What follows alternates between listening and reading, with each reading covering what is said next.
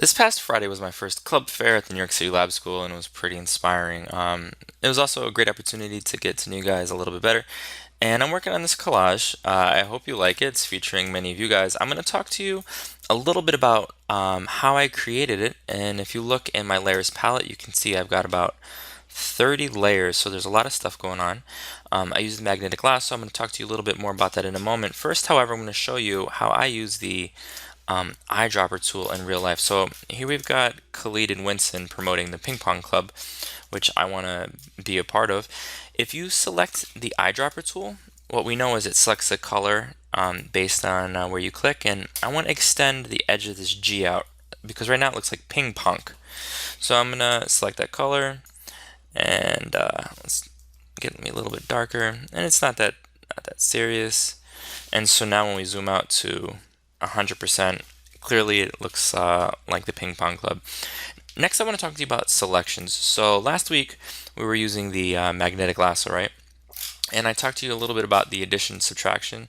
So let's go right here. If we are using the magnetic lasso, and I'm gonna go along the edge of his shirt, and I know that it clings to high contrast objects. It's not doing a bad job, right? But this chain link fence can be a little bit problematic when you're making a selection. So I'm gonna show you another way to create really good selections.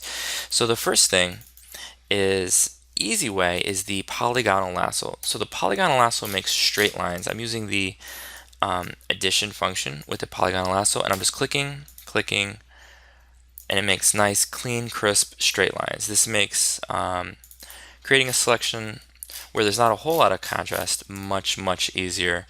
The next thing I'm going to show you guys is using the ellipse tool to create selections around sort of rounded areas.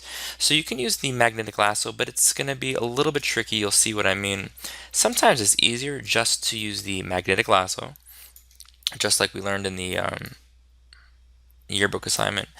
And this is a much easier way to sort of create selections. So I've got a couple selections going. I'm going to be mixing and matching the polygonal lasso. So here you can see I'm going over the edge of Cameron's shirt, and I'm going to seal it up real quick.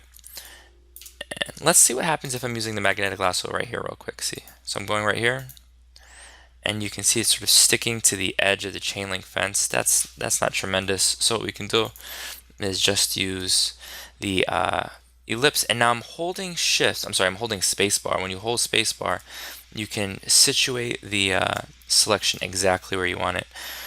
So I used a combination of that to make all of these selections.